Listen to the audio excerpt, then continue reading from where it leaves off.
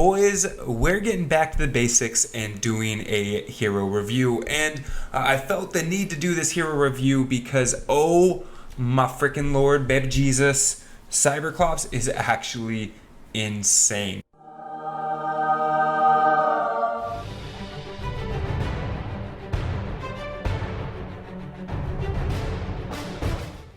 So this may just be my new favorite Outlander, and because of that, I decided we needed to make a little bit of a video on him. We need to talk about why he is so incredible. So we're going to go through this just like any other hero review. We're going to talk about his perks, what I like about him, the team that I am using with him, and then hopping into how I think the best gameplay with him should go, or how to best use him. And in case you didn't know how to get him, he is one of the event heroes from this sci-fi event, and so you can get him from the sci-fi llamas that cost 500 tickets. And if you don't have him, you need to start getting some tickets and spending them until you get this man, because oh my god, he is incredible. Getting right off into his abilities, he has Teddy, which is that bear that shoots bullets out of its hands or whatever, and it does damage. Now, a lot of people are not super impressed with Teddy, but it is a perk that I absolutely love, and Teddy is probably one of my favorites. But after that, we have my other favorite,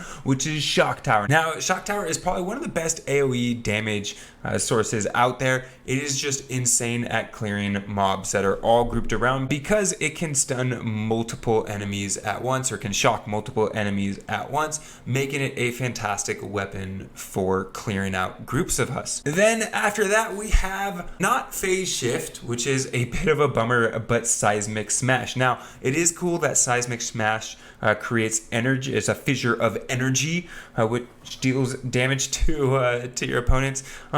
And that's great, especially with this hero, and I'll get into why in a second. But I am super bummed that they don't have Phase Shift, especially with Shock Tower. I love being able to phase into a group of enemies and then just phase out and get out of there real quick. But unfortunately, instead, we don't have that, which means you're walking around like a pleb for the entire game. Like, I get you have your hoverboard and stuff, but anyways, there's no Phase Shift, which is just such a bummer. So Seismic Smash is cool and all, but man, I would have loved Phase Shift. That being said though, what really makes this hero fantastic isn't the fact that he has 3 offensive attack style abilities, but also his Plasma Arc perk. Now, this Plasma Arc is actually incredible. As a team perk, it has a 20% chance of zapping nearby enemies and doing about half the damage that you originally dealt. But if you use him as a commander, it again still has a 20% chance of zapping nearby enemies. But each time it zaps an enemy, it's going to do 116% of the damage dealt. That means the other person it's zapping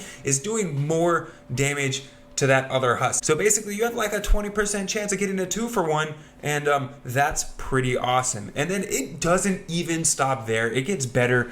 Additionally, your Teddy is going to deal energy damage. Now that's super cool, because now your Teddy also has this 20% chance of zapping nearby enemies, stuff like that. And I mean, this whole thing is just actually insane. Now, for people that like to put elements on their weapons for, you know, each of the different elemental husks, I'm sorry. I've been telling you this whole time, man, energy is the best. So I'm gonna just hit you with a quick I told you so. So, I mean, not only are all your abilities doing energy damage, but so are your weapons, right? If you had weapons that do energy damage, you got energy damage there. Your Shock Tower, also energy. Your Teddy, energy. Seismic Smash, energy. Your Hover Turret, energy. Basically everything does energy, which means everything is going to be hitting nearby enemies, getting that 2-for-1, and you know, there's a 20% chance you're getting that 2-for-1, but still, you're gonna see it happen a lot. It is actually an extraordinary perk. After that, we have the class perks, you know, the In the Zone, Anti-Material Charge, Loot Llama.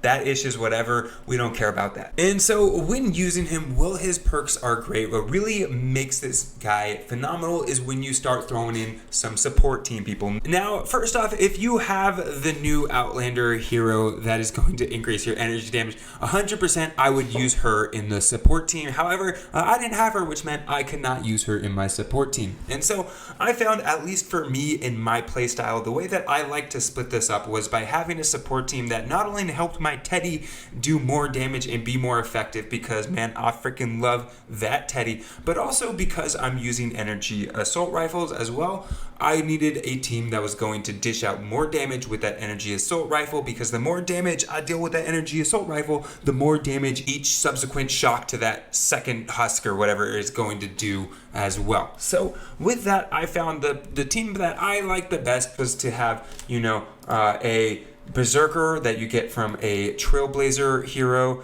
to have the Bear With Me team perk that comes from, like Enforcer Grizzly, to have an assault damage perk, which, can come from like a Rescue Trooper Havoc. I liked having Rock and Reloaded from Skull Trooper, and of course, good old Survivalist, because man, that perk is just like one of my favorites. I had the space, I was like, let's just throw that ish in there.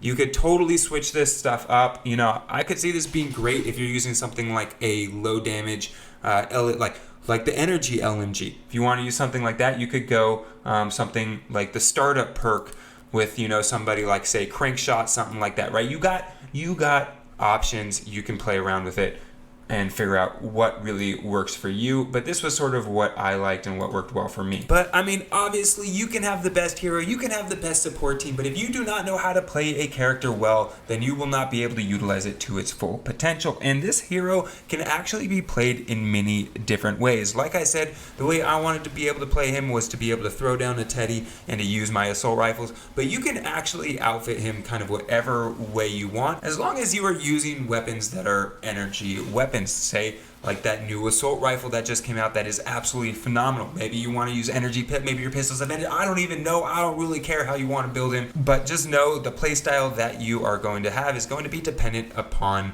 the way that you build him. If you build him differently, you may have to change up your playstyle a little bit.